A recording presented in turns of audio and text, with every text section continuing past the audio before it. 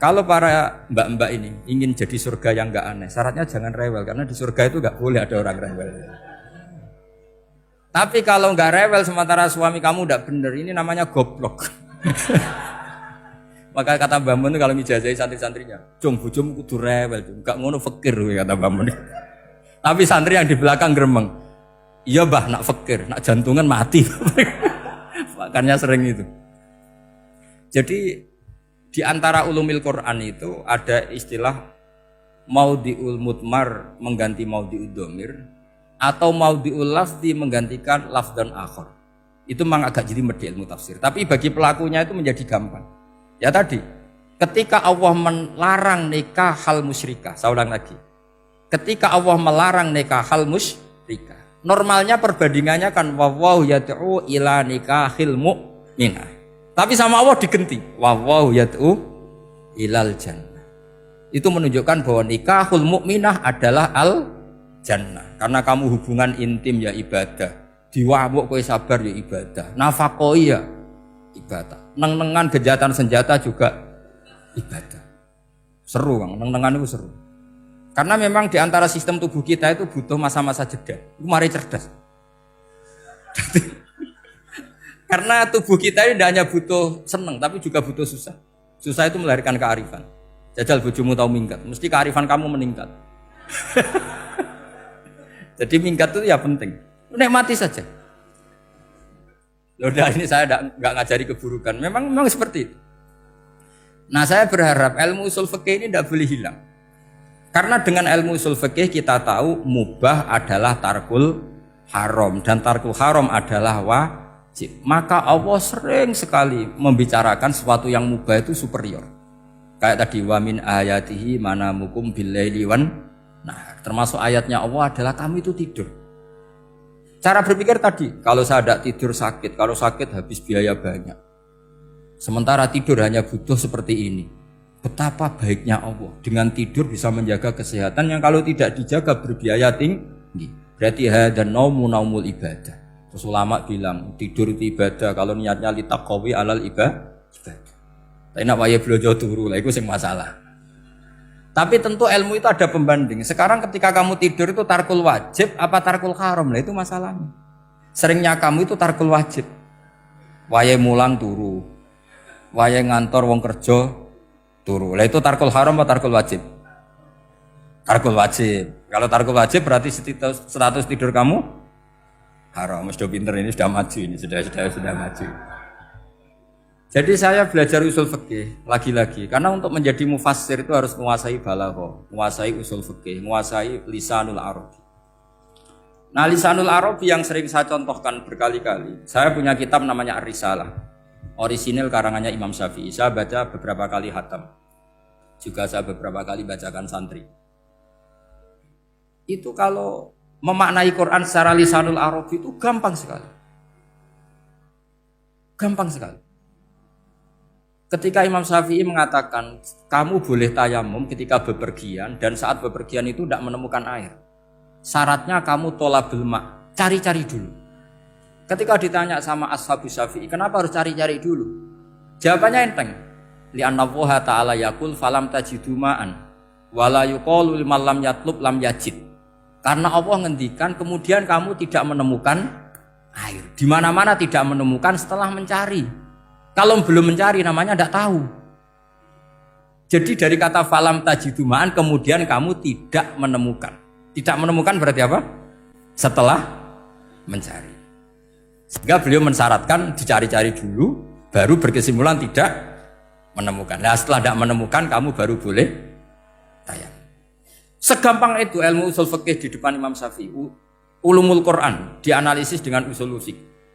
Ketika ditanya, kenapa Anda mensyaratkan nikah itu pakai wali? Ayatnya apa? Kalau hadisnya jelas, la nikaha illa biwaliyin mursyidin. Ayatnya apa? Imam Syafi'i secara enteng baca ayat fala ta'duluhunna ayyankihna azwajahunna idza taradu bainahum bil ma'ruf. Jika wanita yang kamu waleni, saya ulang lagi, jika perempuan yang kamu walikan, misalnya kamu punya anak yang umur 20 tahun ingin nikah sama seseorang. Seseorang ini layak. Ya misalnya kiai ya apal alfiyah. Tadi kata Mbah Mus itu muridnya Mbah Khalil itu alfiyah diwolak-walik apa? Saking seringnya belajar alfiyah kata beliau sampai santri apal alfiyah wolak-walik tapi raro carane jamak kosor. Karena dulu pondoknya mau pondok nahwu. Jadi kayak di ngelirap itu. Tonggone nganti apal fa'ala yaf'ulu fa'lan. Cinone weh apal saking bedino itu ujiane ra selawatan fa'ala yaf'ulu fa'lan wa ma fa'lan wa fa'ilun. Jadi pondok ya macam-macam. Itu saya tadi sampai mana itu? Tentang apa? Wali nikah tadi. Di bab fikih, saya ulang lagi di bab fikih. Itu kata Allah, jika perempuan yang kamu walikan itu ingin nikah, fala ta'duluhunna, jangan kamu larang. Kata Imam Syafi'i, kalau seorang wali tidak punya hak mewalikan, maka larangan jangan menghalangi itu tidak ada gunanya.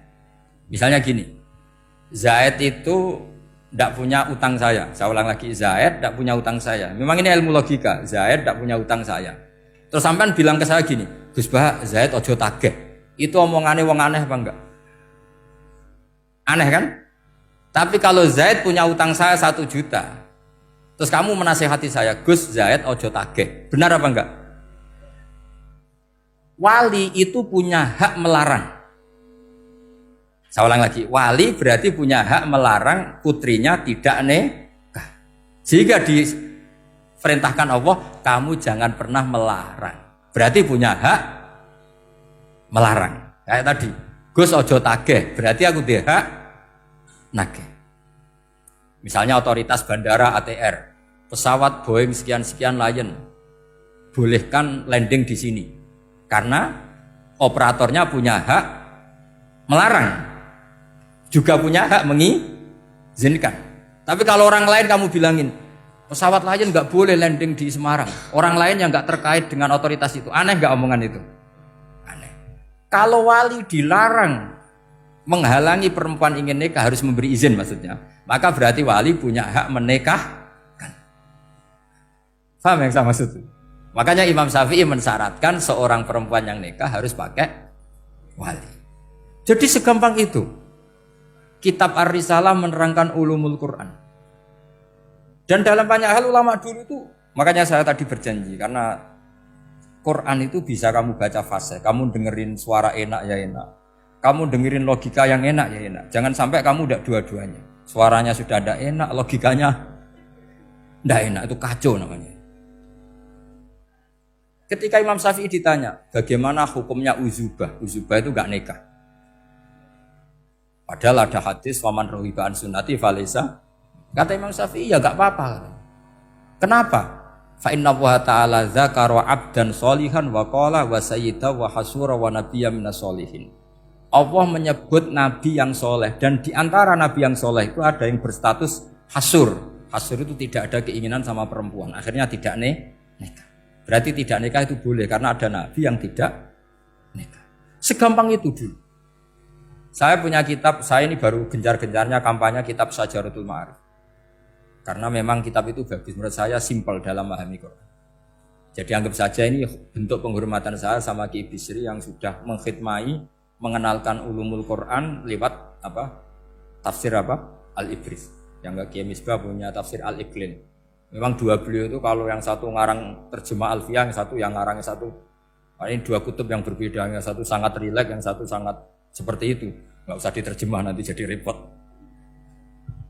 Itu ulumul Quran yang ditulis Syajaratul Ma'arif itu gampang sekali. Misalnya begini, beliau bikin judul Babun Nafil Ibad Bikullil Bilad. Bab seseorang harus manfaat kapan saja dia berada. Itu terus beliau qala ta'ala wa ja'alani mubarakan ainama kuntu. Ciri utama para nabi itu ngendikan wa ja'alani mubarakan ainama kuntu. Saya dijadikan di mana-mana itu berkah. Jadi seseorang hidup harus di mana-mana manfaat. Terus ketika beliau ngendikan babun la yutrakul haqqu li ajril batil, bahwa kebenaran tidak boleh ditinggalkan hanya karena ada banyak kebatilan. Beliau terus ngendikan inna sofal marwata min sya'airillah faman hajjal baita wa atamara fala junaha alaihi ayat tawafa bihim. Jadi di sofa itu ada berhala namanya Isaf, di Marwah ada berhala namanya Nailah, atau sebaliknya pokoknya Isaf dan Nailah. Terus sahabat kalau mau sa'i itu merasa dosa karena harus melewati berhala-berhala itu. Jika mereka tanya, ya Rasulullah, saya ini tetap tawaf gak? Padahal di tempat-tempat itu ada berhala. Terus kata Allah, tetap tawaf. Nah, tetap tawaf ini artinya apa? Melakukan barang hak meskipun di situ banyak kebatilan. Itu manhajnya para orang-orang alim kita. Mbah Mun, Mbah Mus itu ya berkawan sama orang yang macam-macam. Kamu tidak usah ngeritik. Itu fikihnya sudah kelas tinggi. Fikihnya tuh la yutrakul haqqu li ajlil batil. Saya di mana-mana cerita. Saya punya kitab namanya Khilyatul Auliya wa Tabaqatul Asfiya. Itu syarat kamu kalau daftar wali harus punya kitab itu. Khilyatul Auliya wa Tabaqatul Asfiya. Itu karangannya Abu Nu'aim Al-Asfihani.